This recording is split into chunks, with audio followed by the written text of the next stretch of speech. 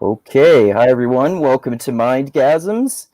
Going to talk to Michael Wood Jr. today, the former Baltimore cop who probably people know from Joe Rogan's podcast and Thaddeus Russell's and a few others. And he was in the cool documentary about Daryl Davis called Accidental Courtesy.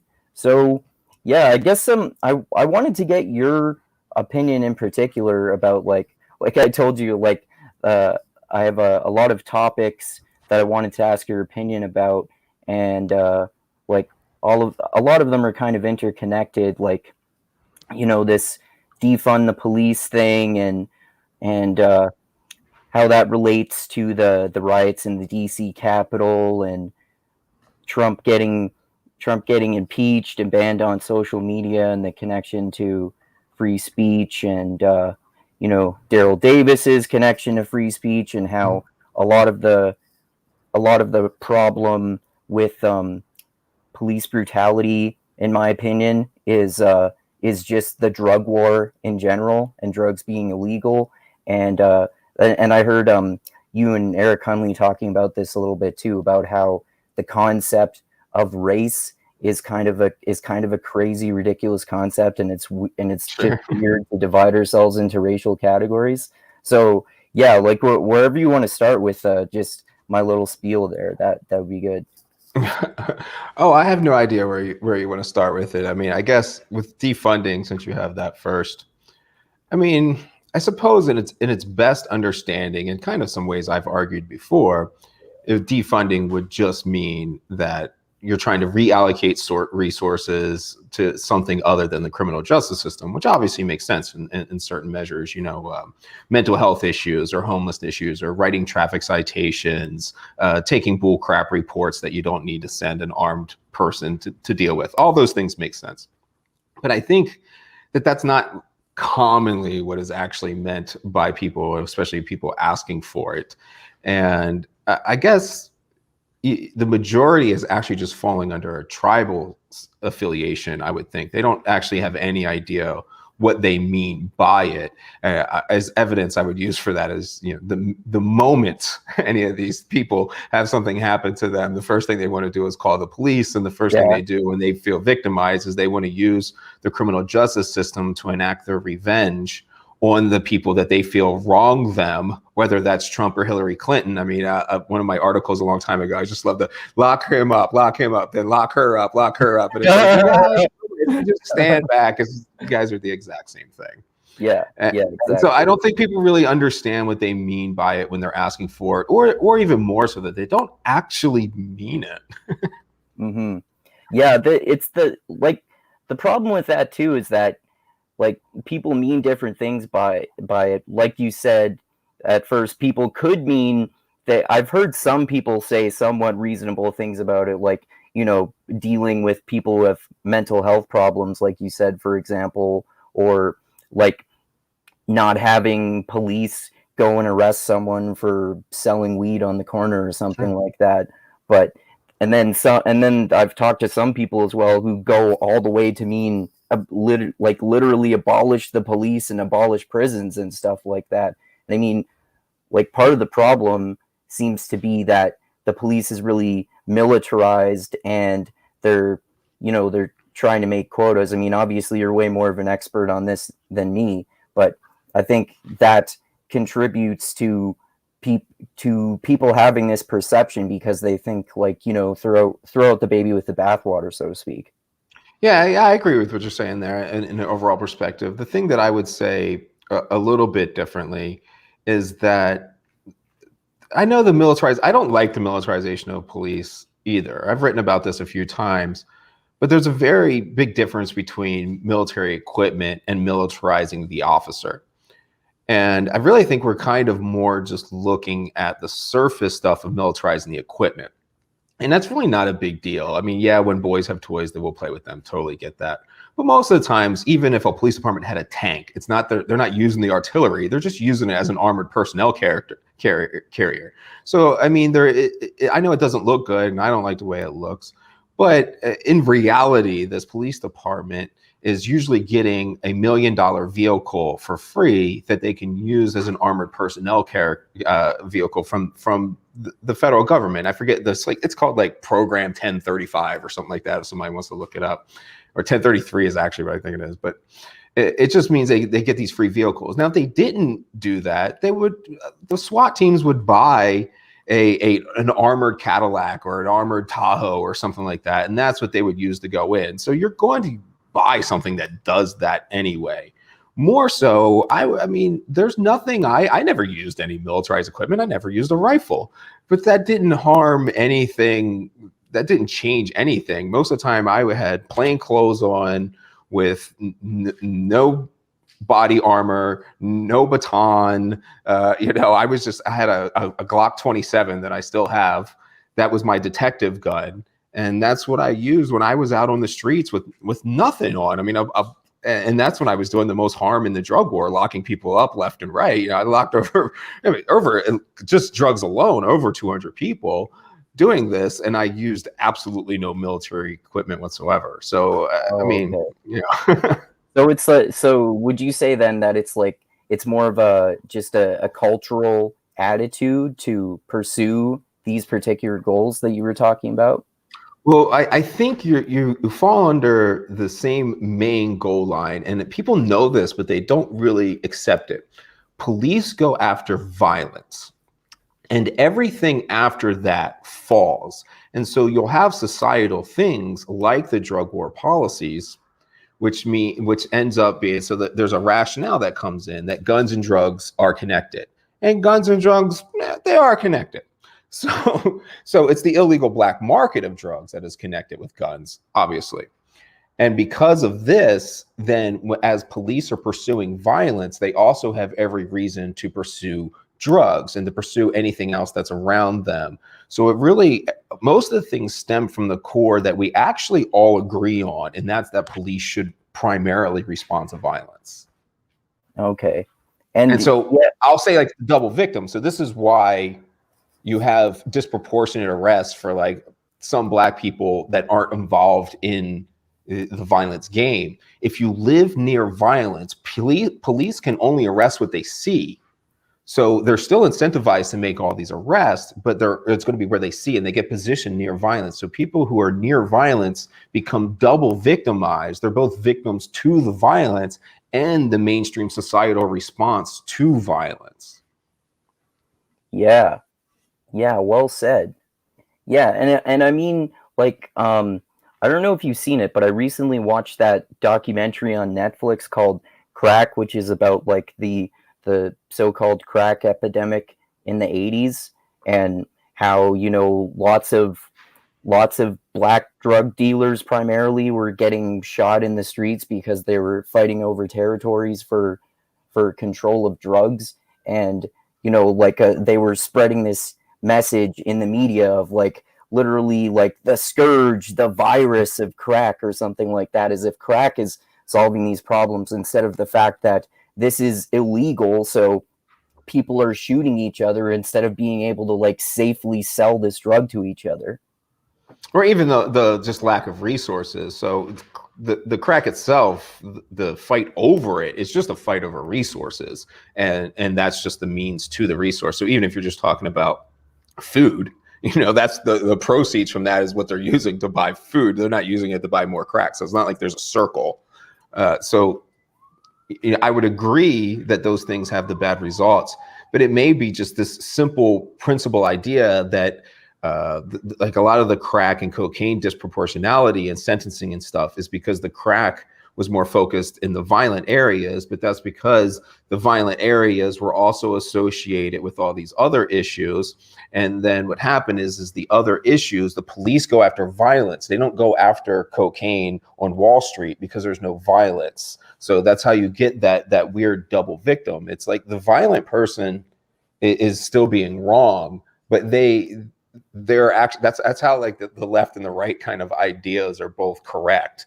That there are 16 to 24-year-old black males that are a serious threat that need to be taken seriously. That's just the way it is. But then the problem is that makes the rest of the 16 to 24-year-old black males double victims because they're victims to what that minority is doing to them, plus what everyone else in society is going to see. They're both right. Yeah, that's a really good point. I mean, like punishing an entire group of people for the choices of a minority of that group of people, that it reminds me of when I was in high school when cell phones first came out and they eventually got banned because like 2 kids were watching porn in class, so no one gets them at school anymore. Right. Everybody hates that. That always happens with something. We always say somebody ruins everything nice that you get. And, we all get punished, whether it's leaving work early or, something at school. There's always somebody that screws it up and they punish everyone. Yeah, exactly. Yeah, it's interesting too. So obviously, the whole defund the police thing is pretty connected to this recent stuff that happened with the riots in the Capitol and the response of impeaching Trump and banning him from social media. So what do you think about all that, just in general, I guess? I would first say that the common definition of riot that the left uses would not make the Capitol Hill situation a riot. So we would have to first clarify some definition about what a riot is. I mean, to me, that's not anywhere beyond what I've seen many times over. Government building. I mean, how many government buildings have been taking over in Black Lives Matter protesting? I mean, at least 10. So I mean, this is kind of normal behavior. What I would find exceptional is that an unarmed civilian was shot by the police. By all means, looks like a bad shooting to me. And an officer died, but you can see how that narrative was twisted too, because my understanding, don't know, but from my understanding, he died of a blood clot. And that just means the impact of what happened dislodged a blood clot. Something was going to dislodge the blood clot anyway. So if the situations were reversed, we would definitely hear a very different narrative. Wow. Yeah, I didn't know that. I had heard that he was like brutally beaten to death or something like that. Yeah, he died later. He got up after the fight. I know that much. He wasn't like on the ground. So this happened afterwards. And you still remain legally culpable. But by all means, it's those people are screwed. Yeah. But I know for sure that the media would be telling a different story in a reverse scenario. But by all means,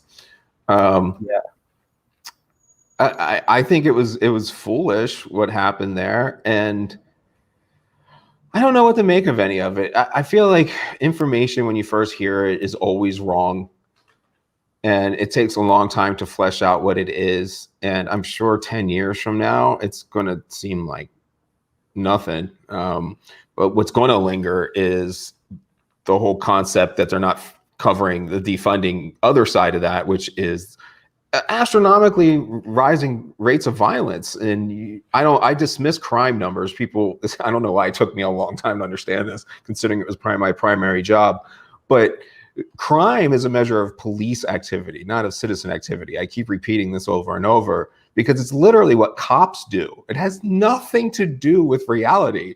It's not the real amount of burglaries. It's not the real amount of larceny from autos. It has nothing to do with reality. It's what I've decided to do. It has nothing to do with how many people actually do drugs. It's a measure of who I've decided to arrest for drugs and write a report about.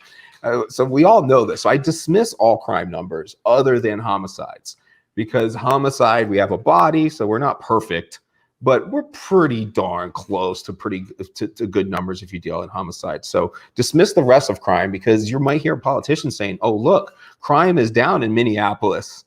Well, yeah, because police are choosing not to take crime reports. Okay, I mean, that's an entirely different, I mean, that's telling me what the police are doing. That's not telling me what's actually happening in reality. So I think that's a big side angle of remembering what that really is. So using violence, Seattle's homicide rate's up 66%. Minneapolis was like 200%. those are real stories of real people having real harm done to their lives. The people in the neighborhoods where the protesting burns things down, there are long lasting effects from these riots, and all of that harm is being completely dismissed while we're really pretending that what happening at the Capitol is a big deal. Yeah, that's a really good point. I mean, like even me, and I don't can like I try to be like open-minded, and I agree with some left-wing stuff and some right-wing stuff, but even me was kind of like just as alarmed as that as some of my, particularly like some of my lefty family members at first. But then, you know, like people pointed out to me like this stuff has been happening basically, but by according to your media sources, like you said, it's been downplayed depending on your political ideology. Yeah, I mean, and I even had a close friend of mine kind of say a couple of things that were weird. We talked about it, but wrote an article, and in the article stated that during the whole Black Lives Matter protesting, no cops were killed, and look what happened at the Capitol. And it's like, yeah, but the Capitol wasn't actually a cop being killed. That's definitely manslaughter. It's not murder. But I mean, come on, Micah Johnson killed 5 cops in Dallas in the name of Black Lives Matter. Are you not acting like that happened? I mean, and right-wing people would certainly immediately point out David Dorn being killed. He was off duty, he was retired, but he was acting in the same role that a black cop would do in any situation like that, kind of protecting his own property. And he was an armed retired police officer, and that no difference there. And there was a couple of other incidents that happened I had to point out. But it's not their fault. They literally don't hear about these connections and know that these things are true. So it's I know that the quote's always been attributed to Mark Twain, but he didn't actually say it. But I still like to pretend he did. He said, "The well-read are misinformed, and the unread are uninformed. What's the difference?" You know, so yeah, that's a great quote. If all you're doing is getting your information from what we know is a lie, then you're just at best have like some lie that you rationalize. You just have to remember to dismiss all of that and look at other things. Yeah, for sure. And we're all really good at rationalizing our beliefs too. Sure. So what specifically would you think would be the better things to look at? Well, I'm more concerned about what science actually says, and that's always a weird thing for people to point out, because everybody on the left and the right likes to say, "Oh, follow the science, follow the science." When neither one of them are following the sciences whatsoever. I mean, the left loves to say that there is a consensus on climate change. There is never a scientific consensus. The entire point of science is to disagree with one another. If there are people agreeing, there is no science taking place whatsoever. You can throw that out the window immediately. And the right likes to say things like, "Oh, there are only 2 genders. Science says so." No, science says there are 2 sexes. 100%. Gender is just how you behave. It's a social construct. There are infinite genders. It's literally in the definition of the word, and it's been that way since the beginning of time.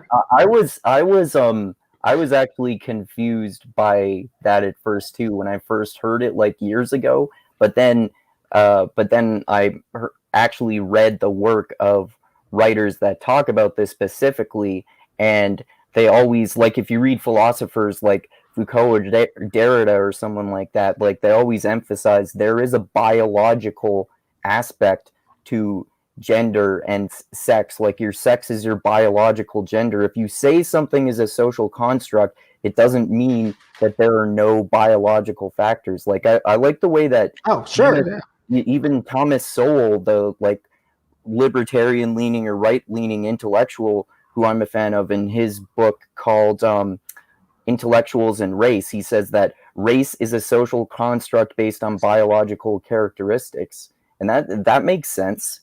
Yeah, you're just taking something and saying it means something when it doesn't mean that at all. It's like we even like to say even our general vision of male and female, or man and woman, doesn't actually mean male and female. It's actually feminine versus masculine. And like an easy definition of this, I like to point out, is if you go into the Middle East in like the Arab Emirates or something like that, they will all say that they are all men, and they will skip down the street holding hands together, and they call themselves men. That does not fit my definition of man. And I imagine there's a lot of people that wouldn't fit the definition of man because that's entirely too feminine of a thing for a man to do. So if you break it down enough, all of us will eventually, it's just like race. So it's easy to use race and gender in the same concept. No one will actually agree on what the words mean, because you'll eventually break down and disagree. No matter who you are, any two people, you dig deep enough, will disagree, and eventually on who is a black person and who is a white person. You know, there'll be somebody in the middle that they disagree about, and so definitions won't be the same. And the same thing with whether someone's what defines a man and what defines a woman.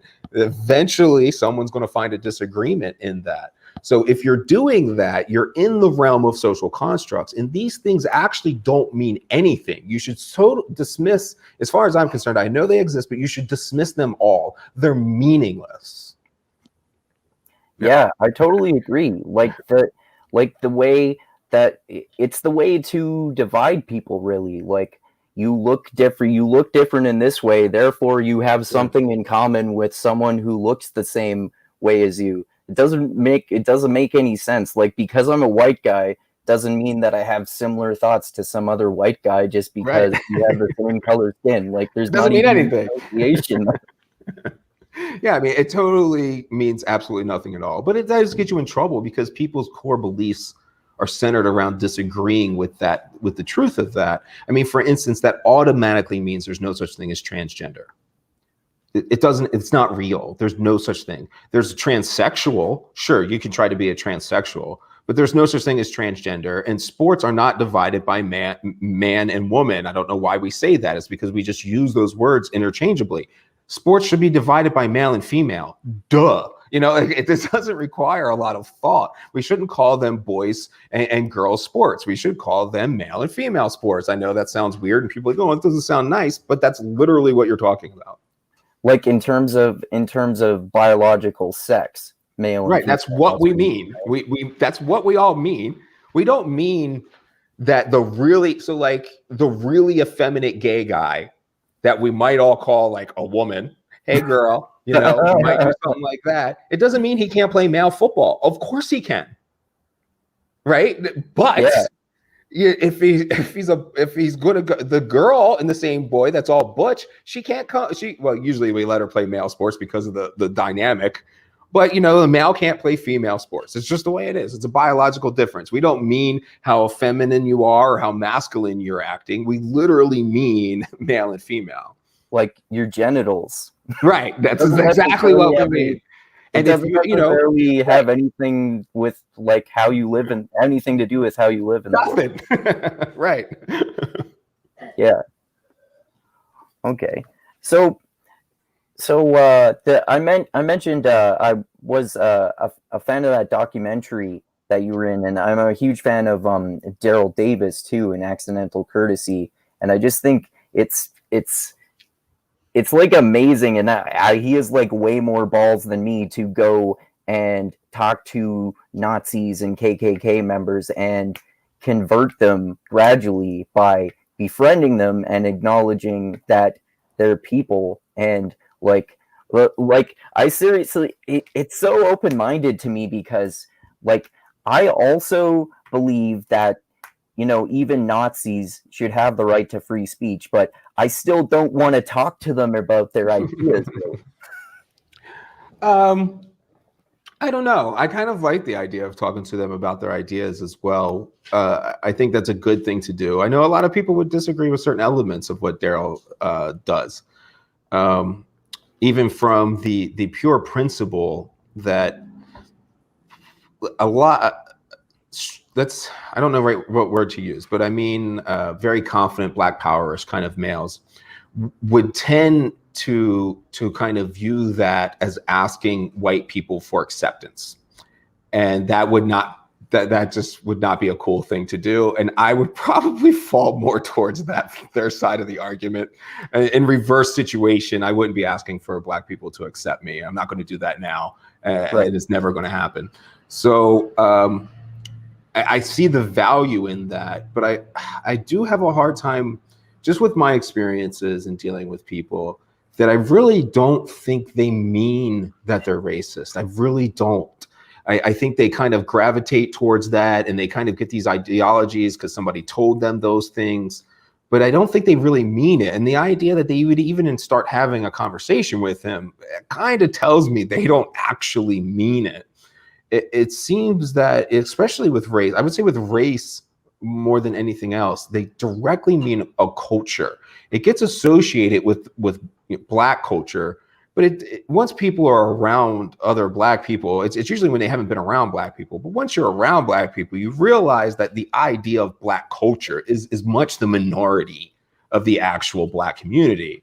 Mm-hmm. So what and I've tended to see kind of white people that go more towards that side of the original core beliefs, but I see them they see white people that act that way the same way that they see Black people that act that way. So I think they really mean a culture. They don't actually mean a race. So it doesn't take long to break down the race idea because that wasn't their core problem, largely. Oh, okay. So you mean do you mean sort of the conservative cultural depiction of Black culture as being I don't know, guns and drugs and thug life, that kind of attitude, the popular rap scene, stuff like that. Right. Okay. So yeah, I mean, that's what they meant. They tend to just, when they don't meet people, they kind of view all Black people as being that kind of stereotype. And it doesn't take long to break that down. You just need exposure, I've only met one Black person who's actually like that. It's the minority. Some of my Black friends are even nerdier than I am. They don't keep the culture of a stereotypical Black person at all. Right, and that's what I'm saying. So it doesn't really, I think it's just exposure is all that really takes to break down that wall. And I feel the same way as even the people that think white people are keeping them down. It's a little bit of a conversation, and they realize what they mean is that the elites in society, the oligarchy, is keeping them down. And then the next step is to realize that applies to all of us. It's a class issue. It's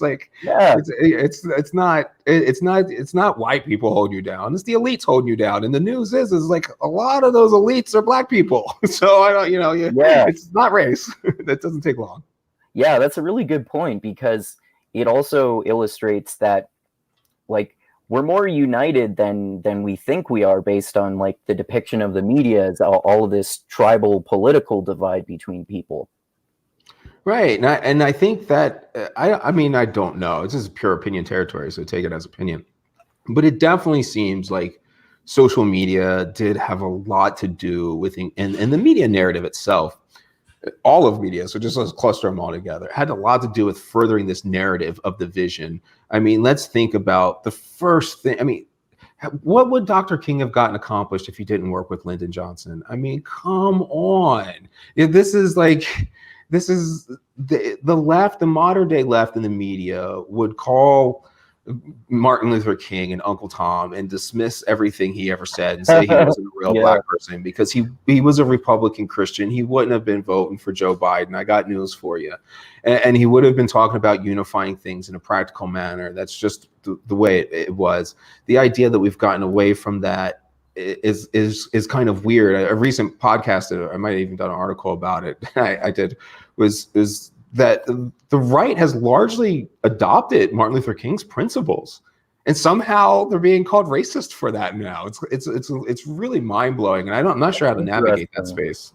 That's interesting. Yeah, I've heard Thaddeus Russell talk about that before, about how Martin Luther King, he would tell people you Black people need to pull your pants up and stop doing. Yeah, absolutely, he would have, right? Yeah.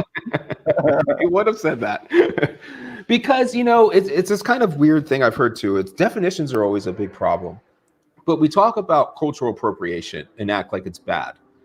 And we talk about like slavery and acting like it's bad. And like there's all these fruits of slavery that people in America garnered. But I like to throw out a few facts about a couple of things, especially in this world that we classify the descendants of slaves in the same group that we classify brown immigrants from South America, by calling them, you know, people of color and communities of color and nonsense terms like that.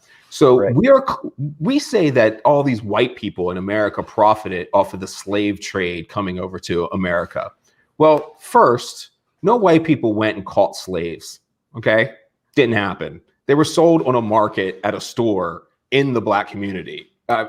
So I mean, that's the first fact that you have to accept. The second is that America took in a total of just over 400,000 slaves. Brazil alone took 4.5 million. Holy shit!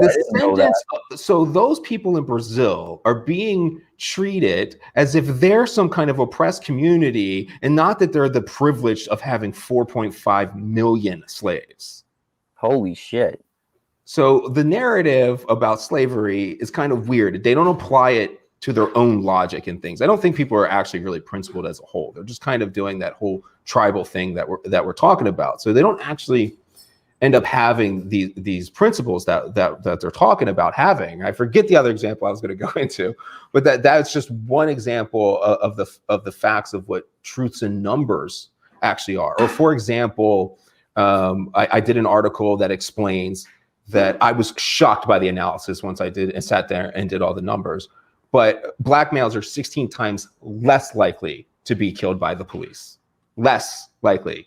Nobody understands the numbers that are going down. And police killings have dropped by over 300 since in the last 5 years. In the first year that we started keeping track in 2015, the police went from killing 26 unarmed people, period, to killing 13 unarmed people, a drop of 50%. And you never heard anything about this. The numbers are way lower now, and the most disproportionately killed by police, as the Capitol Hill incident recognizes, is white females are by far the most disproportionate killed by police. The first fact that you need to understand is that police do not respond to demographics. That idea is preposterous. That would mean that police should kill 15% of the people they kill should be under the age of 13. 20% of them should be senior citizens, and 51% of the people they kill should be women. Does that make any goddamn sense? No, police do not respond to demographics. Police respond to violence. And when black males, they're, what is it? It's total of 6.7% of the population commits 53% of the homicides in this nation, 53% of the violent crime. Police respond to violence. Once you understand that concept, the odds of a black male being killed by police per contact and violent incident is 16 times less likely than everybody else as a whole. Wow. So the narrative is completely upside down in reality. And white females commit almost no murder and have significant numbers of being killed. And nearly every year, twice as many unarmed white people are killed than than unarmed black men. But you don't hear anything. Why do you think that's the case with white females? That's a good question. I got nothing. Okay. I mean, it makes sense why black men should be killed more. So black men should be killed at 4 point something times the rate of everybody else, because they commit violence at 4.6 times the amount of everybody else. So what we should be looking at is 4.6 times, but we actually end up at like 2 point something times, which is or whatever the number is, I forget. It's actually less than the disproportion. So that's how we get to the 16%. They should be mapping at 4.2 times or 420% times their population, because they commit 420% times 420% more murder than everybody else. So that's where we should be. That's not where we are. It's wildly disproportionate. Okay. So by the amount of violent females, and I guess Man, dude, I don't know. For one, there should be more white people killed because all crime is interfamiliar. We throw that out too. So we all know that. So the left will argue when we say, look at black males killing black males at over 90%. They say, yeah, because all crime is who you're around. It's all interfamiliar. Yeah, I know that. That's why a white cop is way less likely to kill a black suspect. All crime is interfamiliar. A black cop is way more likely to kill a black suspect, and a white cop is way more likely to kill a white suspect. So maybe the reason why you have more white people disproportionately being killed is because policing is disproportionately white. To save black lives, you would hire white cops. To save white lives, you would hire black cops. Oh, wow. Interesting. So then would that mean that by like the popular left-wing ideology's standards, then to solve the problem of the so-called epidemic of unarmed black men being shot by the police, the solution would be to hire more white cops? Yeah, if you subscribe by the racing theory, which I don't, but looking at race as the numbers as you've described them and categorized them, none of which I actually agree with, but going by their own arguments and the standards set, white neighborhoods should be policed by black officers, and black neighborhoods should be policed by white officers. Absolutely. So do you think that's due to cultural aspects as well, and like what would those be? Well, so I can only speak anecdotally on this. Normally I only like to speak the evidence because that's the only thing I'm ever going to stand by as fact. Everything else is just someone's stupid ass opinion. So my stupid ass opinion is that from the police perspective, there is, when it comes to locking people up, there is an embarrassment because those people are like you. And so they're making you look bad. And I get that. I first noticed that with other black cops because black cops were more aggressive. But then I also noticed that I would say shit to them like, what's up with your people, yo? Like, why is your cousin acting like that? What's wrong with your uncle? And then so when it was white people we were locking up, they did the same thing to me.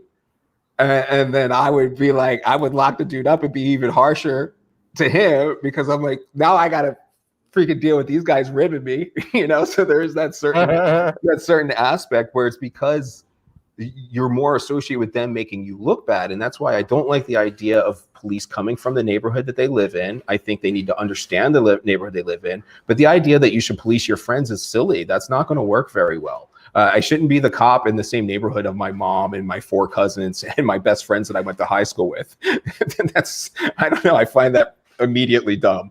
I mean, one reason why I have no complaints of use of force or anything like that in my career in Baltimore in 11 years. And that would sound crazy, but I had no reason to use excessive force. I literally didn't. This was my job.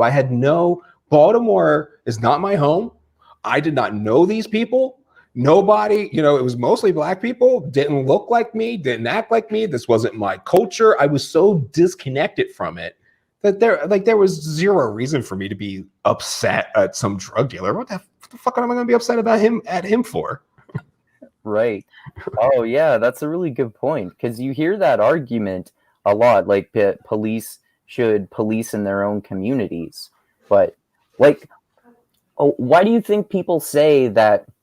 Like some people say that it's good for police to police their own communities, like because apparently, I don't know, they're going to have more sympathy for people who they live with or something like that.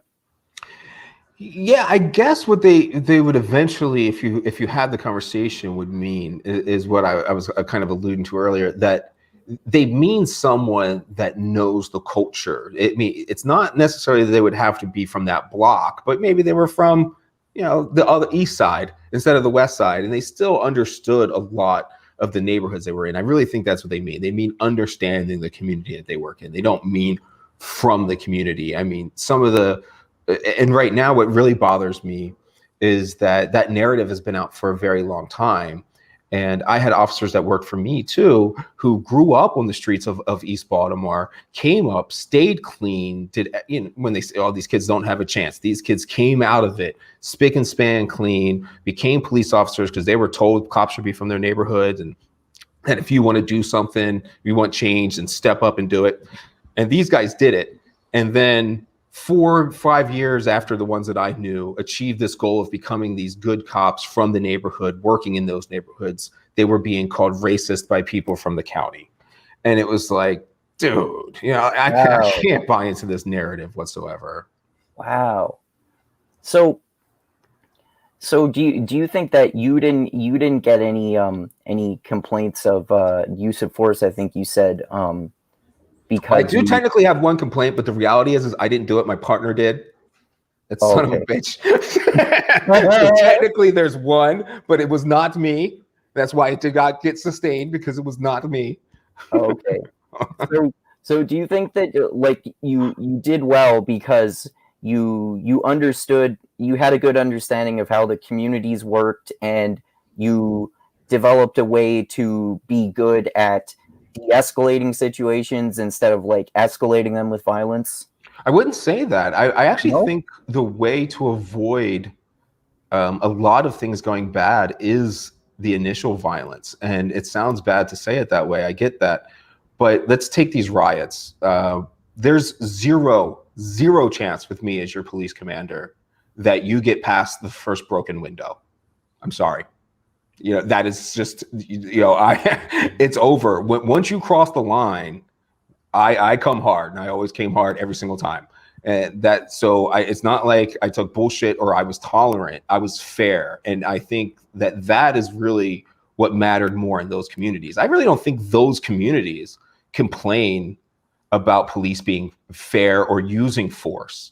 They complain about it when it's excessive. It's not that you don't use force. It's when they cross the line after the handcuffs are on, or when it's a 9-year-old, or I don't think it takes a genius to know that you don't handcuff or pepper spray 9-year-olds. Like I don't think anyone ever had to tell me that.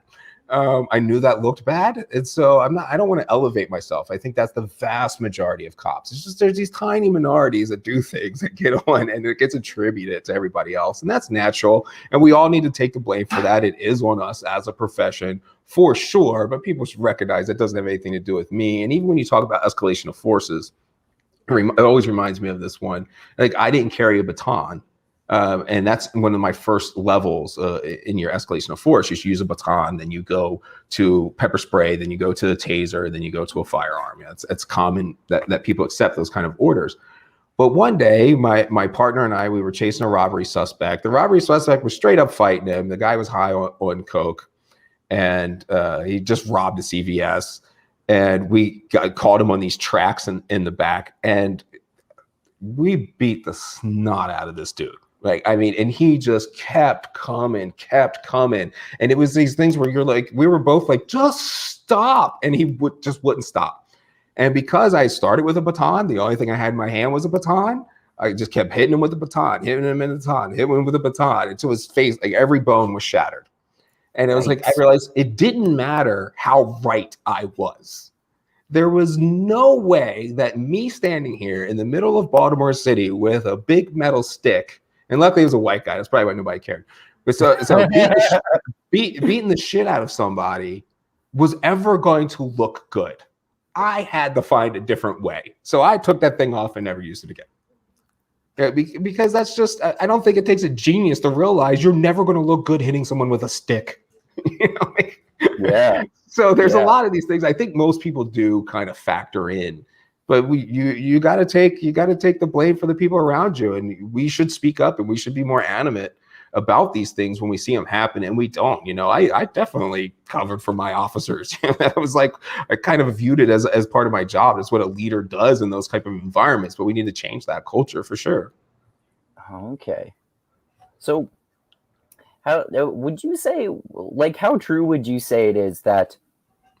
I've heard that it's like in these low income, high crime communities, like people, contrary to the popular narrative, they actually want more cops to stop all the gang violence and stuff in there. Yeah, I mean, that's a point I love to bring up to people that for some reason they never get, and I had to say it earlier today too. I spent 11 years in Baltimore, not all of it answering 911 calls, but doing with the things that people called the police and asked them to do. And here I was, a white boy from the county in a black city, doing that in all black neighborhoods for the most part.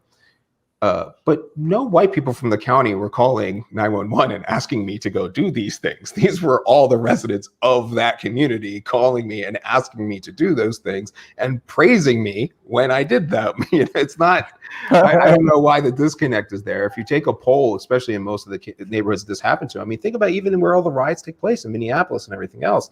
Yes, they want more cops up there because people just burn down half their stuff and their businesses that they go to, and you're coming from other places and committing acts of violence on their streets. What do you think they're going to ask for? I mean, I feel like a lot of things are on the surface and obvious. We're just not really thinking about them outside of our tribal affiliations. Yeah, that's a good point. Yeah. Well, so think about me. I like to point this out too. Whenever somebody wants to say that policing is racist, they're not talking about the policing in Hoboken, middle of nowhere, Georgia. They're not talking about, they're not talking about the sheriff deputy chewing on some chaw in the middle of the street. That's not what they're talking about. They're talking about these major democratic cities that are almost all black, all run by them. And this is where they're saying the problem exists with racism. It always blew my mind. But here I was, one of those alleged, racist white cops being in a black city. But every boss I had was black. Literally. My lieutenant was black. My commanding officer of the district was black. The police commissioner was black. The chief of patrol was black. The state's attorney was black. The city council president was black. The mayor was black. The United States attorney general was black, and the president was black. And somehow, following all of those orders, those people are racist. Come on. That makes zero sense. Answering the 911 call from a black man. Come on. Wow. So, why do you think it is that people make this connection, they make the drug war connection to structural racism? Well, I think because there's that outcome. So because of the violence that is more associated with lower income, because the violence is tied to income inequality and the fight for resources. So the drug war certainly exacerbates that with the black market and things like that. So it brings the violence level, especially more to the surface when you're fighting over turf, because you need to make statements and stuff. This isn't you're not like a serial killer trying to get away with it. You need everybody to know that this is your territory. You need to leave a mark and let people know what's up. So that also changes the dynamic of what people are actually seeing out in their neighborhoods. I forget where I was going with that. What was the original question, Andrew? Why do you think that people connect the drug war to? Yeah. So because of that, you have remember the cop that's sitting there bored, people that commit violence. Even if you're a murderer, it's pretty rare. It's not like even if you're the gangbanger that takes out a drug dealer, it's not like you're out robbing people all day long. It's only once or twice. So while we're doing those things, we don't get paid to just sit there and do nothing.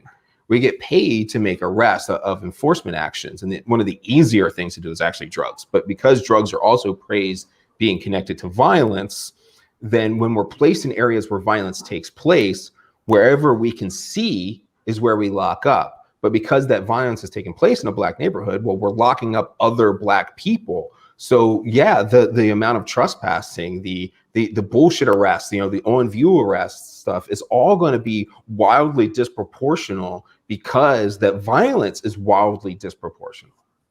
Right. So that, like you were kind of saying earlier,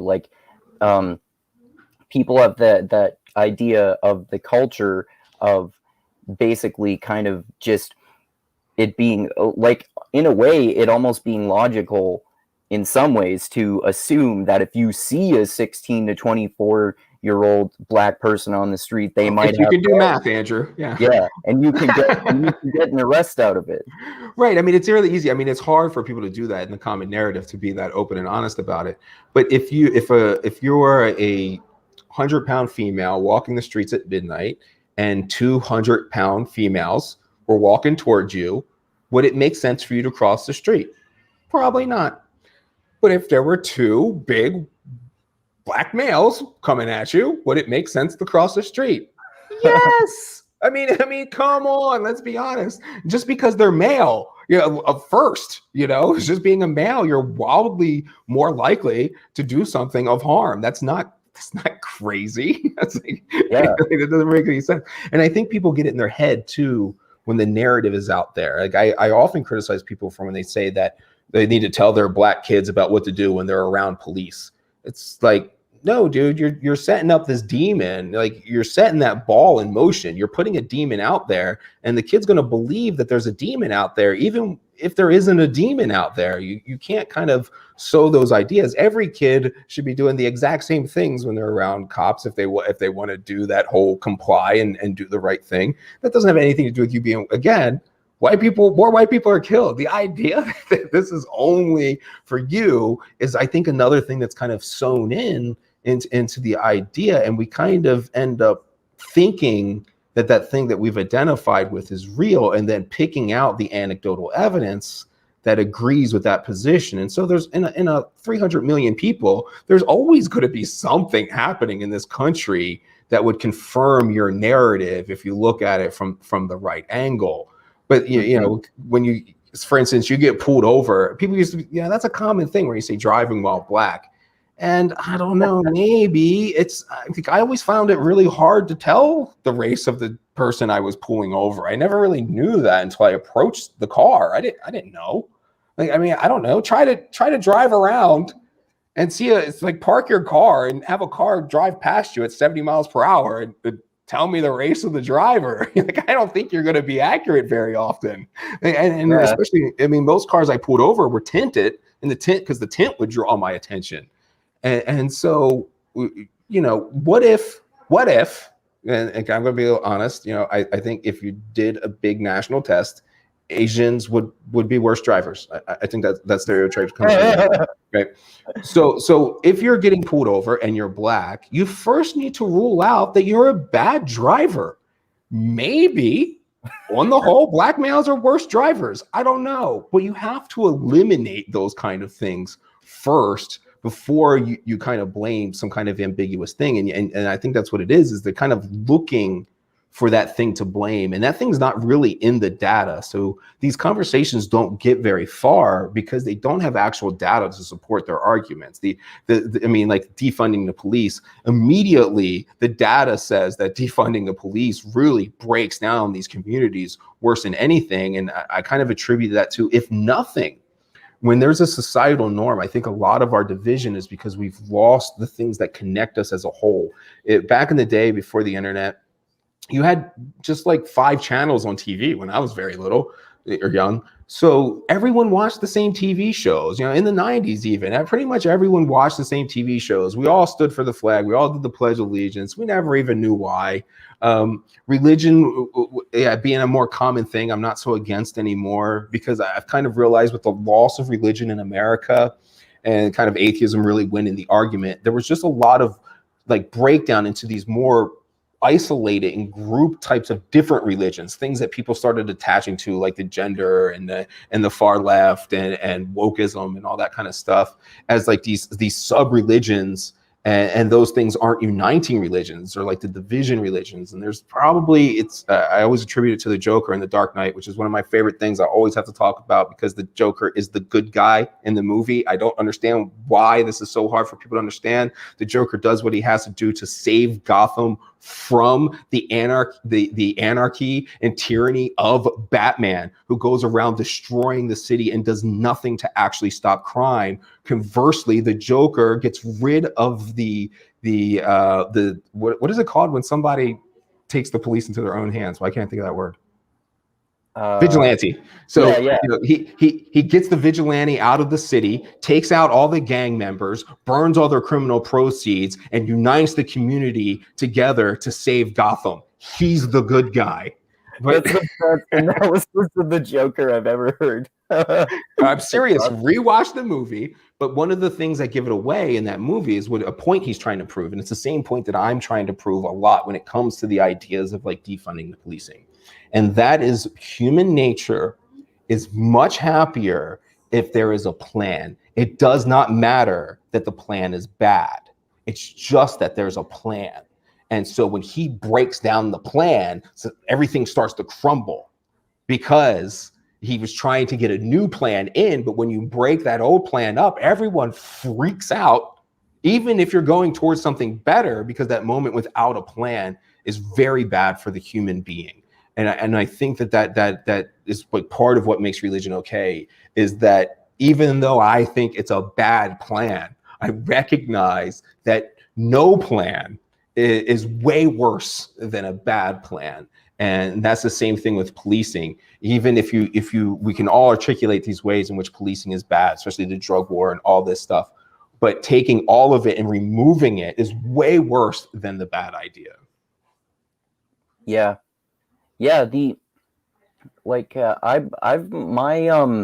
My mind has changed on religion in similar ways too. Like I was raised in a religious household, and then I eventually went all the way to becoming a militant atheist for a while. Yeah, me too. but then I learned from people like Jonathan Haidt about how, human beings aren't really rational. We just rationalize our intuitions. So trying to be rational and like praise science as if it's some sort of religion in itself it's not really that different from religion. And there's some good things about religion. A lot of people can be religious without causing any harm to the world. So sure. I see the utility in it too. Totally see that in the sciences. And one of the rough things I get is people will be like, for one, I get offended when you send me a source that's like a newspaper article. And I'm like, did you seriously just cite the Washington Post? And they're like, oh, you want a Fox story? I'm like, no. I would be like, did you seriously just cite Fox? Like that's not, these aren't references. And so I'm like, find me something peer reviewed. And what people do is they believe that peer reviewed is true because it's peer reviewed. And that's not at all what it means. Peer reviewed, the only reason I'm pointing you there is because in peer reviewed paper, the data and the reasoning must be included. And so what I want you to look at is the data and the reasoning. I don't want you to look at the author's narratives. The author's narrative is as biased and nonsense and worthless as an op-ed in the Washington Post. It doesn't mean anything. Ignore the narrative when there's a study that says, a new study proves that CO2 levels are causing global warming and sea level rise. I guarantee you, when you go look at that thing, you'll see that is not at all what the data says. That is exactly what the researcher is manipulating, usually by saying, I created this model, and if this model were true, then these things would be occurring. And that's like, okay, great, bro. Is that true? No, moving on. That's it. But they have to explain that in the peer review, and you have it there. You got to just read the whole thing. And most of it, 99% of it, you're still going to immediately throw out. 99% of peer reviewed papers are absolute trash. But every once in a while, you'll find something, and it's only a tentative position, where the hypothesis we hold for a little bit is, we have not proven this wrong yet. Like germs, guys, that's a theory. It's called germ theory. It's not a fact. Gravity theory, not a fact. And one of the worst theories that we have, because we don't know the mechanism of gravity. We have no idea how it's working. We just know that every time we drop the apple, it goes down. That's it. That's all we know. And we don't know whether it's a pulling force or a pushing force. Something that simple. We have no idea. Does the mass of the planet keep this oppressive force from space from hitting us? Or does our planet push out and pull in things from space? We have no idea. We just know that things come towards things that have mass. We don't know why. So, I mean, that's just like, and you accept gravity, and we're just like, yeah, but remember, that's still, as strong as gravity seems to you, scientifically, it's still a theory, and a weak one. Yeah, that's true. I mean, that's why that's why we have all of these alternative theories of physics that have had to account for that measurement problem with gravity, right? Like that's why string theory exists, and some physicists think that was a complete waste of time. Sure. And then people have all these other theories like quantum gravity or something like that, and then they're trying to make these measurements account for each other. But like maybe it's some sort of totally other thing, but then people can say they can prove things mathematically, but that doesn't necessarily mean that that's proof that it exists. It's proof that you can calculate that it should exist mathematically. Right. So that's saying I created this model, and if this model were true, then this would be the case. And it's like, okay, that's a cool idea. And we're supposed to find things that immediately disprove that idea, but often those things are just ideas that they have, so they don't actually mean anything. They're just like, oh, it's just like a proposal, and it's like, oh, that's a neat proposal, like the multiverse, neat proposal. But there's all kinds of things that people, I think we should all kind of know about, to just kind of put things into perspective about how little we actually know, that we're profoundly ignorant, every single one of us. Like the fact that time is different on Earth than it is on a satellite. Like the hardest thing that they had to figure out about making GPS work was this crazy phenomenon that they still have no idea why, but time runs slower on the satellite than it does on the surface of the planet. And so you can't communicate things with a time signature because they're not operating in the same version of how long a second is. Yeah. Like, I mean, why is that? I don't know, but that tells you every time you're like, oh, this is happening on this planet, and we know why. Whether it's climate change stuff or tornadoes or hurricanes or anything, we have no idea what is happening. None. Yeah. So don't immediately, as soon as you start thinking you know something, you are wrong. Yeah. Oh, I totally agree. Like that's why I annoy some of my friends when I argue with them sometimes, because they say I'm too skeptical about stuff. But like that's part of why. That's what science is, right? Yeah. Yeah, science is supposed to be doubt. You're supposed to disprove. Like literally, your job as a scientist is to create new theories and test them while you disprove everyone else's theories. Every other scientist is your enemy in this war of ideas. Mm-hmm. You're just being a scientist, bro. Yeah, and most scientific theories that every scientist has ever devised has turned out to be wrong. Right. The first information is almost always wrong, no matter where we're getting it from. It just doesn't matter. It takes a long time to play it out to even get close to something remotely approaching something like truth. And for some reason, I keep saying the Nazis thing. I guess Nazi is just a word that always draws your eye. I don't know why that is. But it's always one of my biggest cases that I have to bring up all the time, because, the theory that every argument devolves into some Hitler reference. But yeah. I want people to understand that whenever you are on any side of the spectrum thinking that you are doing the right thing, all the Germans and Hitler very much believed they were doing the right thing for their people with the best interest of expanding what their culture was. That is the true of every single evil person you think exists. They believed they were doing the right thing, just like you do. Yeah, they believe, like, I am helping these people by creating a better world. Right. And so when you're sitting there thinking you're doing the same thing, be careful that you're not the Nazi. Yeah. Totally, man. It's not clear to the Nazi. The Nazi tends to call other people Nazis.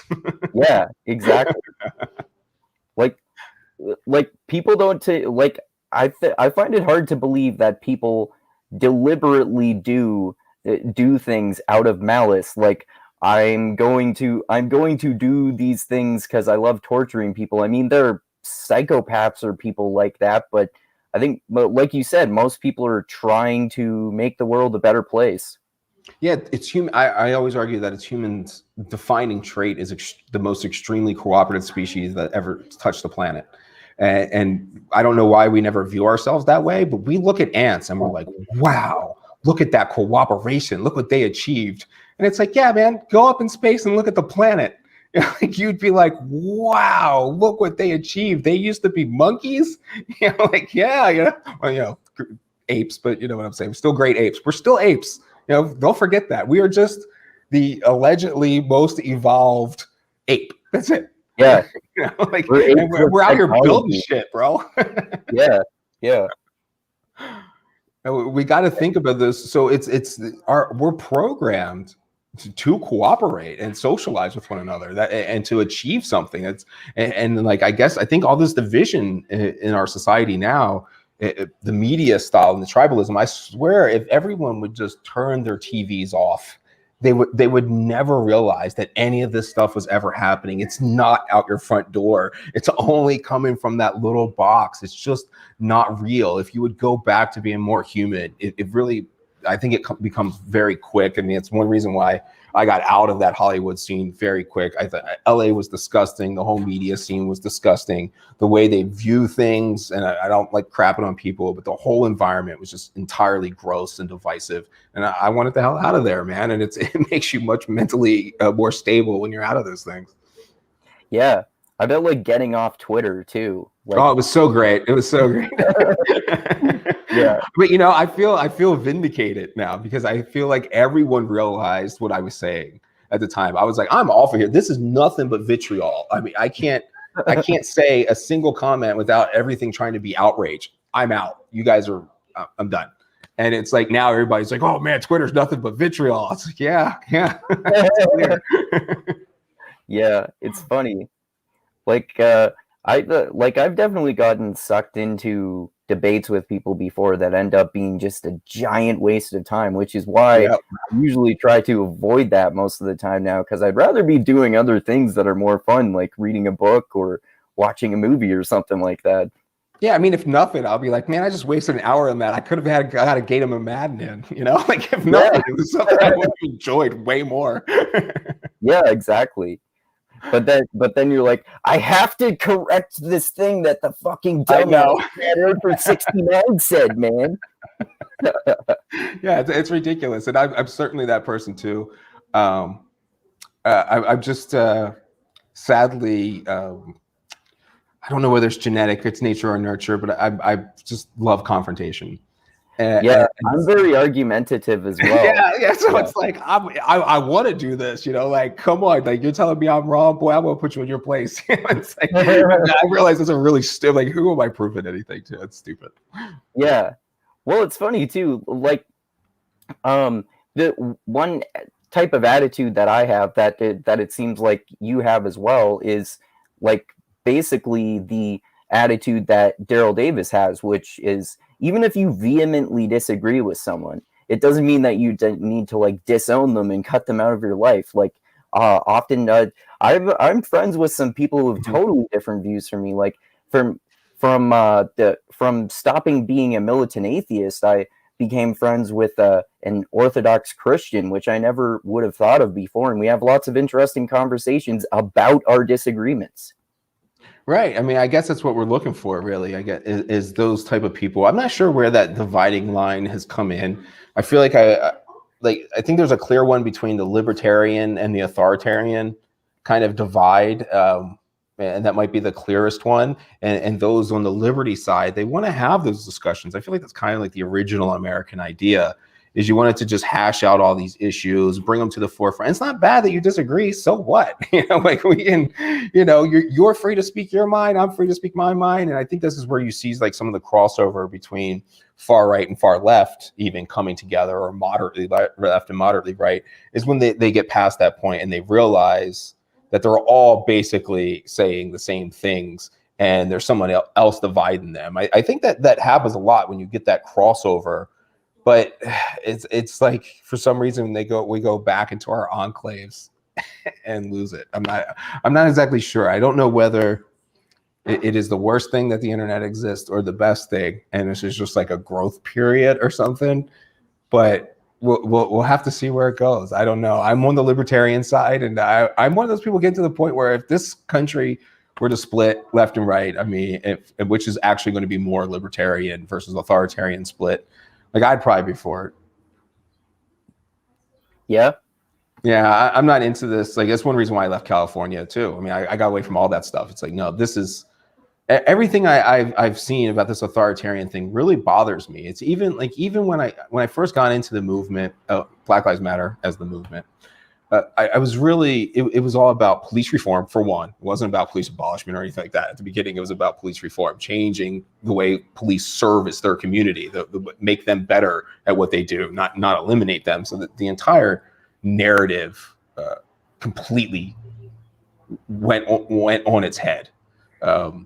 I don't know why that is or why it happened, but I watch people change from reform-minded to this very punitive punishment, vengeance mindset that they wanted to put into policy.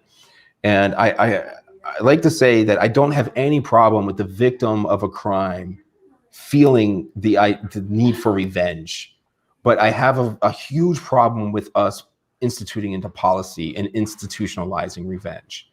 And it's fine that you feel that way, but that doesn't mean you get to dictate how policing or the criminal justice system responds.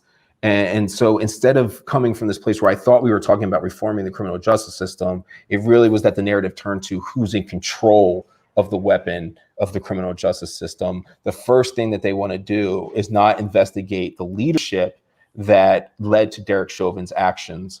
They want to lock Derek Chauvin up in a prison cell in the very thing that they say is evil. And they want to overcharge him, and they want to do all these things. They don't want to go and look at where these problems actually started, where the solutions actually lie, which are way above the pawn. You know, these are the mayors, these are your politicians, the policymakers. This is who's creating these situations. So I don't even know where I'm going with that, but I watched that movement change, and so now I just don't really know.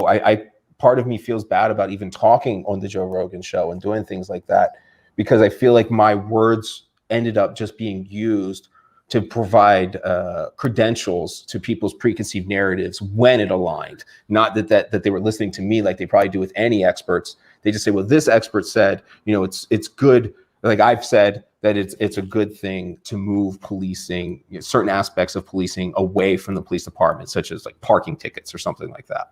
Like that's a good thing to do. And then they say, see, he's arguing for defunding. That is not what I said. And so the idea that the whole thing ends up being like that, and that ideas end up coming to this extreme, or that I would lead credentials to the Black Lives Matter movement when that thing changed. I wonder if that was really, any of that was really worth it, and where we go with a lot of it. So I kind of got stuck, to be honest. Okay.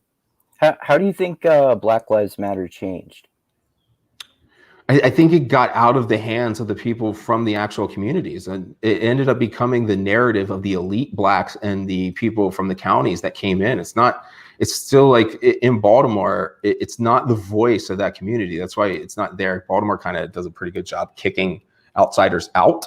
So does Detroit. And so you haven't really heard anything in Baltimore and Detroit, because those aren't the narratives that fit the kind of neoliberal worldview that controls the media. Those to the narrative, those would most Black people in Baltimore would be coons to the narrative.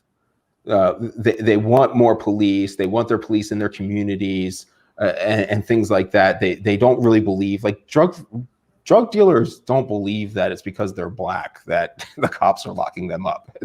They don't blame their race for their predicament. They just don't. And like a lot of those whole movements are deeply associated with Marxism and socialism now. And the creators of the movement did do that on purpose. It's on the website. This is no mystery. But every single drug dealer that's ever existed is a capitalist. So yeah, these people aren't seeing things. This is the actual streets in oppressed Black communities is not the voice that you're hearing. Those voices are way more closely aligned to conservative movements than they are to liberal movements. They vote Democrat, I understand that, but that's really because it's just the tribal affiliation. You're talking about Christians, you're talking about poor people coming up, liberty-minded people that believe in family values. That this is how the vast majority of the Black community believes in going to get an education and the value of hard work. These are very much aligned to conservative beliefs. So I don't think you're going to hear them, because if you interview somebody, I mean, like Lil Wayne, I mean, if you interview Lil Wayne about race and the police, the narrative that you're going to get is vastly different than the narrative that you're going to get on the media. So Lil Wayne is not being asked to speak at the Democratic National Convention, because he would tell you that racism is never a thing that he's ever observed, and he doesn't have any problem with the police, especially since a white cop saved his life. This is why it can be such a huge problem to get offended on behalf of other people, because often those people aren't actually even offended. Yes, I say that. My wife and I used to argue about that all the time. I'm like, you can't be offended for somebody else.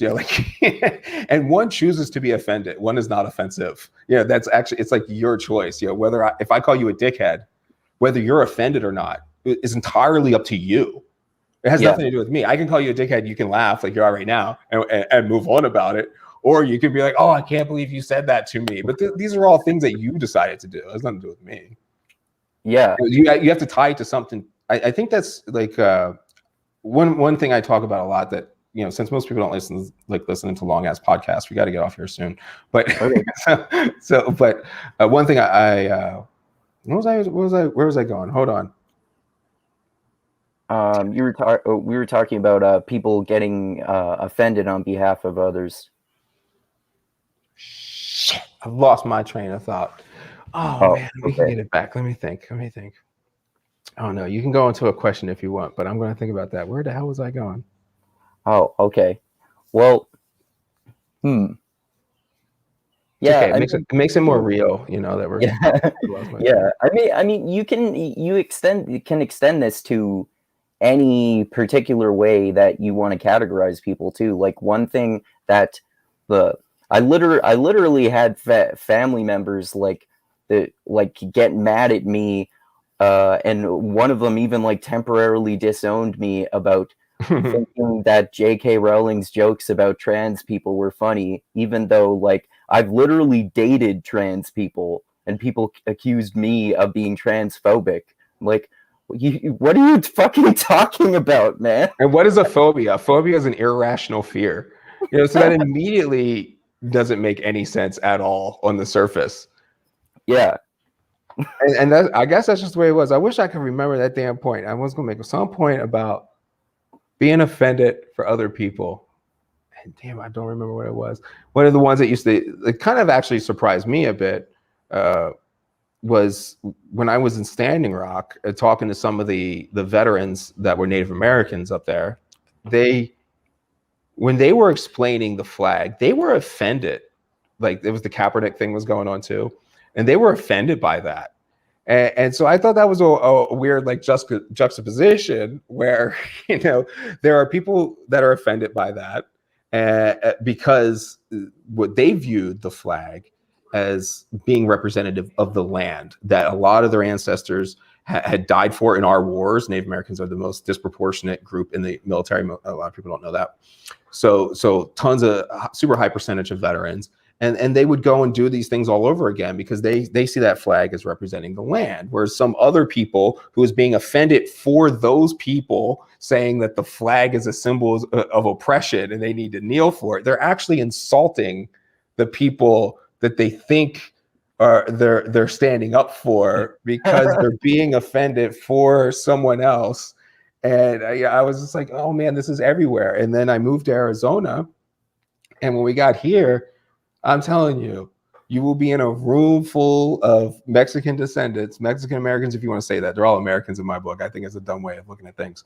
But you'll be in a room full of so-called immigrants, and if you don't stand for that flag, you're the oddball out. And they're all looking at you like, what are you doing? Not standing for this country. The reason they're here for a reason. It's like, that's kind of obvious, right? Why did they fight so hard to be here? They're viewing the country. So, they're saying the country's evil. The white liberals in San Francisco and media saying the country is evil and being offended for these immigrants here in Arizona who are more offended that you think they're in this box that you created for them. Like, you're never going to know these people, especially when you don't ever associate it with them. And I think that's really a lot of what happened within the Black Lives Matter movement too. It's just those people being offended for somebody else and don't actually know those communities. They didn't. I mean, I would be very hard pressed to think that a single Antifa member has ever stepped foot in a neighborhood like West Baltimore. You know, I can't imagine that a single one has ever done it. They would be so damn scared. So it's kind of like this whole thing, but I'm sure that exists in every angle of the spectrum when we're all just kind of have these weird limited groups where we think we just don't know these things. And I really wish that there's one thing I could do and just wave my wand in the world, it would be that people would stop pretending to know things that they do not know. And I repeat that all the time because that is indistinguishable from a lie. When you pretend to know something that you do not know, you are lying right to my face. Yeah. And I'll see that happen all the time where, you know, somebody will start saying something and I'll have information where I immediately know that they're nonsense. Like, if anyone tells you that climate change has any kind of scientific consensus, they have not read a single bit of research on it ever. They've never read a single peer-reviewed paper. They've never done a bit of they are pretending to know something that they do not know at all. That is, no matter who you are, and we all do it, we have to recognize that when you see someone else doing it, it's human nature. Start looking at all the areas where you're doing the same damn thing. I get on it all the time about, people will come to me and literally, I think there was a meme once where it was J.K. Rowling or something, and speaking of her, where somebody on Twitter was saying something about this character would never do that. In reply to, like, who is this person? Do they even know anything? It was the author of the book. They're like, no one knows the character better than like what are you talking about? It's like those are like, I feel like we're kind of in that mode where everyone feels like they can't say I don't know. There was a podcast on that once. I think it was a Freakonomics podcast where it was the three hardest words to say. And I thought for some reason my dummy ass was like, oh, they're gonna say I love you. Like, it's I don't know. Like, it's only three and then it was like, I don't know, or the three hardest words for people to say. And it's like, yeah, man. I think ever since I listened to that podcast like 10 years ago, I was like, God damn it. It's like, it's everywhere you go. People will just not say, oh, I don't know. I'm gonna withhold opinion on that. Another great Freakonomics podcast episode that I listened to, similar to that one, was one where they were talking about how people are terrible at making predictions, and that experts in particular areas are actually even worse at making predictions than people who are not experts in those areas.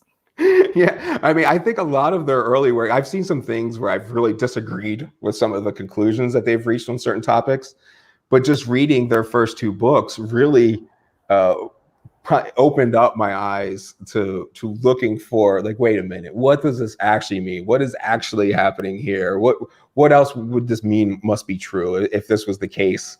And to look at things, because what you think, it's probably most assuredly wrong, and it's going to be attributed to something else than it is what you thought you were even looking at. So a shout out to them, even though that Stephen Dubner, and I forget the other guy's name, that even though I think they've reached some bad conclusions in certain areas.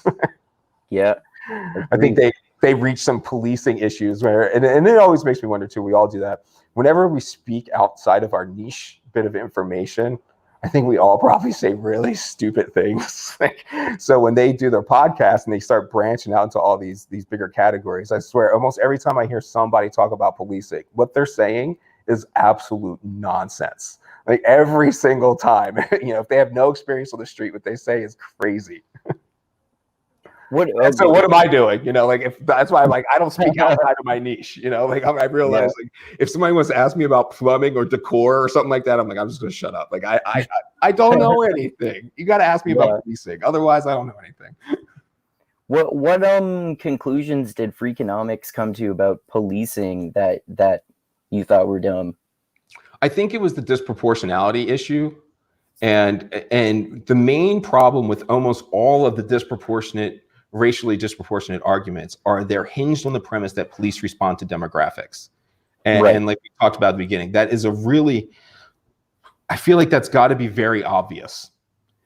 You know, if you're claiming to research a subject and to know something, and your premise is that police disproportionately kill adults versus children, that's wrong. You know, like, police don't respond to demographics.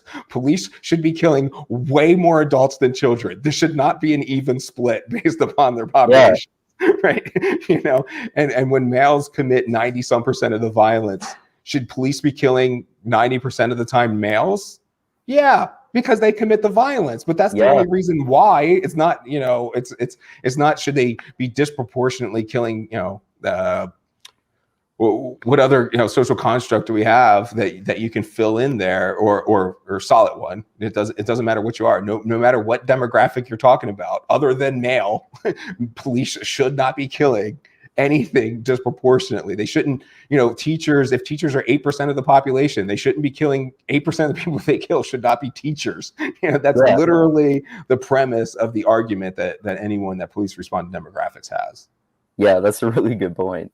Yeah. And so it is really dumb, but you know, these are the things that it took me a long time thinking within my niche to even begin to break out of the things that I thought I knew.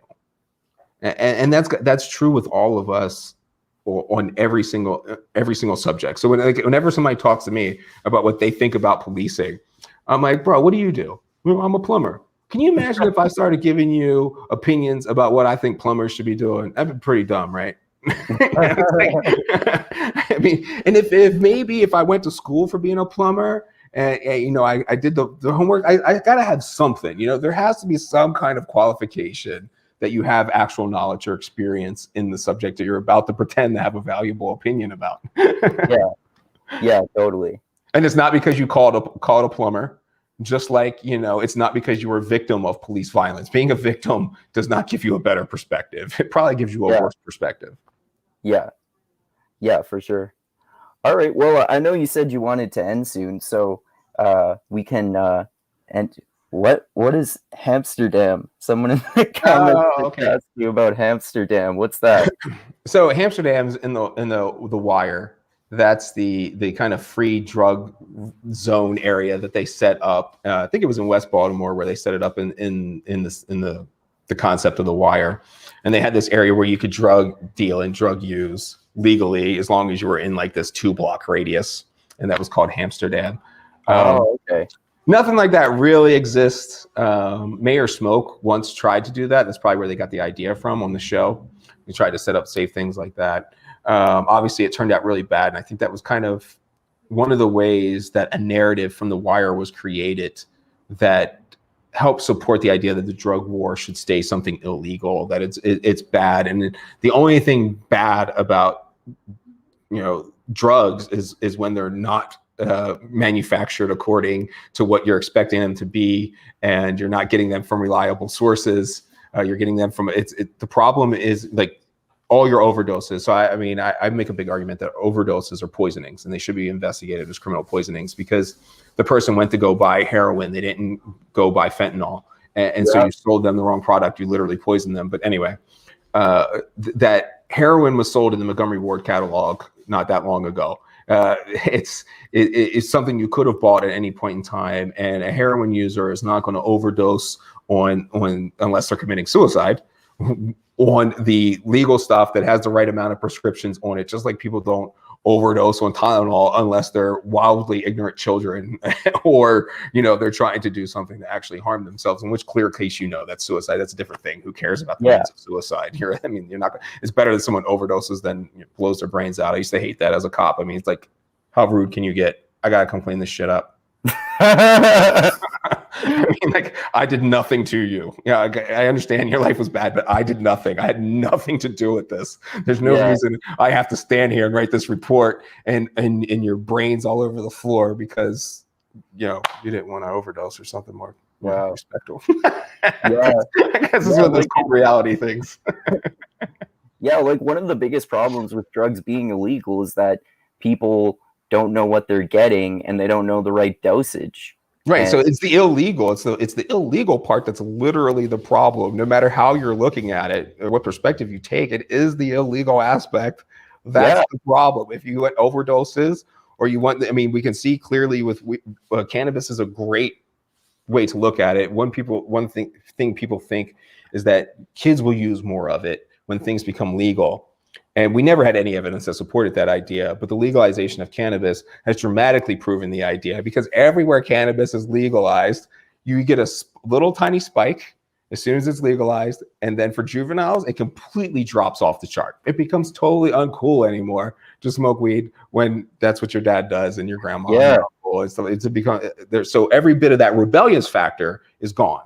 So then you're only left with those who desire to do the drugs. And even for regular adult recreational use, you have a spike as soon as it's legalized, and then it trails off dramatically. Once, whether I don't, I'm not claiming to know the mechanism behind it, what drives that, but the reality is that a legal controlled market actually ends up in reduced usage. So I don't need to know why that is. I really don't care. All I know is every time you put these things in a legal controlled market, then you have less overdoses, you have less crime, you have less violence. And so what is there to, the discussion's over. I don't understand what there is to discuss. I live in Canada, and the weed was federally legalized here, I think a year or two ago now. And what happened was it gradually drove the price down so that there were websites operating in sort of a legal gray area that had cheaper prices than the government dispensaries at first. But now the government dispensaries are the same price or even cheaper than those websites. So it becoming legalized drove the price way down because there was an artificial markup in the price from it being illegal. Yeah, I mean, and that's only from the pure economics and human aspect. The idea of what happens in the transport, just like when you open borders and you end up having all these kids die trying to traverse this dangerous desert to get over to America. The same thing happens with drug smuggling. You end up creating all of these victims on these border countries that I mean, a lot of these deaths that occur in the cartel activity in Mexico is directly fueled from our drug market. It's not, it's not Canada that's buying up all the cocaine. It's us, guys. We're world famous for this stuff. So that's what creating all that death and destruction in Mexico. If you really cared about those kind of things, you would change the outcomes. Don't worry about trying to thoroughly understand the process. Human beings are way too complicated. You're not thoroughly going to understand the process. You just kind of find these better outcomes. Yeah, for sure, man. And the drug war is a clear better outcome. I have no idea what argument anyone has. It's almost only rooted around fear. And I get that, one big thing with policing is that the perception of safety is vastly more important than actual safety. Study after study after study confirms that. So part of the reason why people want more police is because police just psychologically make them safe. And whether they do or not is actually irrelevant. So there's no reason for me to make some kind of analytical, data-driven argument to an irrational position. Right. Yeah, that's a good point. Yeah. All right. Well, I know you said you wanted to go soon, so yeah. Well, we can do it again. I mean, I always like to bring up fresh topics. I don't really ever know what to talk about. I think that, for one, I don't want to ramble about something that somebody already knows. So why would I sit there and talk to a camera and dudes are like, dude, I've already heard you say this 40 times. That doesn't do any good. So I always want to know the angles of other people. I'm not really interested in giving a narrative. I'm more interested in having the discussions and giving feedback on things. Cool. Yeah, I'd love to talk to you again, man. That sounds great.